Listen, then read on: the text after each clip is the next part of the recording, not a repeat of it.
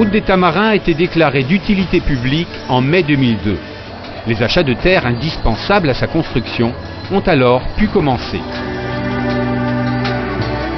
Au niveau agricole, 45 agriculteurs sur une centaine d'hectares ont été touchés, essentiellement sur les communes de Saint-Paul et de Saint-Leu. Yannick Carpin est l'un d'entre eux. Aujourd'hui, il revient pour la première fois sur les terres qu'il cultivait.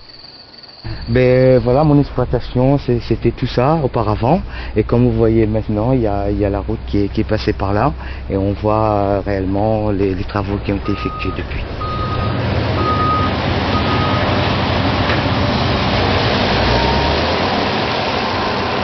Oui, c'était vraiment des bonnes terres avec une bonne valeur agronomique. Le rendement à l'hectare s'est situé entre 110, 115 voire 120 tonnes hectare, qui n'était pas négligeable pour la zone. Parce que vous aviez l'eau? Parce que c'était irrigué. C'est des parcelles entièrement irriguées. Ça va bien, ouais, doucement.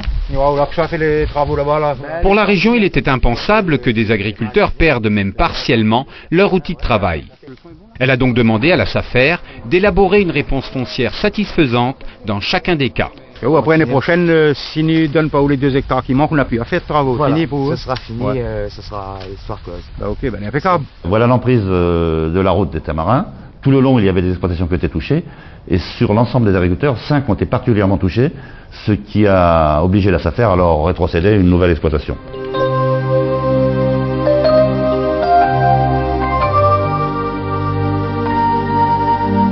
Dans ce secteur, pas très loin de la balance de l'Ermitage, l'emprise de la route concernait en effet plus d'une dizaine d'exploitations, dont 5 ont été particulièrement touchées. Elles ont été déplacées en bloc sur des terres que la SAFER avait en réserve en bordure de la zone. Les exploitations voisines, elles aussi touchées par la route, ont été consolidées par les reliquats de ces déménagements. Yannick, lui, fait partie des 5 déplacés. Toutes ces terres étaient en friche. Il a fallu faire des gros travaux fonciers pour pouvoir le remettre en état. Et par la suite, on a mis l'irrigation. Et moi, il me restait juste à replanter de la canne et pour pouvoir récolter par la suite. Et là, on arrive à quel rendement? Là, je peux atteindre un rendement, disons, à 115 tonnes, 120 tonnes hectare. Alors, ça va. Bien coupé, là? Ouais, c'est pas énorme. C'est chaud, mais...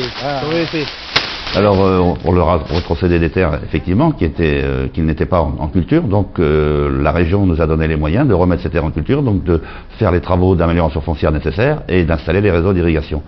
Et ce sur une période de 3 ans, puisque les intéressés ont touché une indemnité susceptible de couvrir donc leurs revenus agricoles sur une période de 3 ans.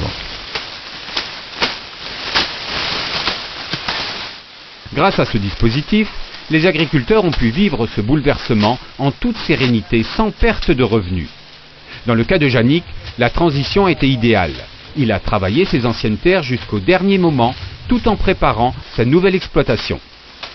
Ma dernière récolte, je l'ai effectuée en 2004 jusqu'à fin novembre 2004.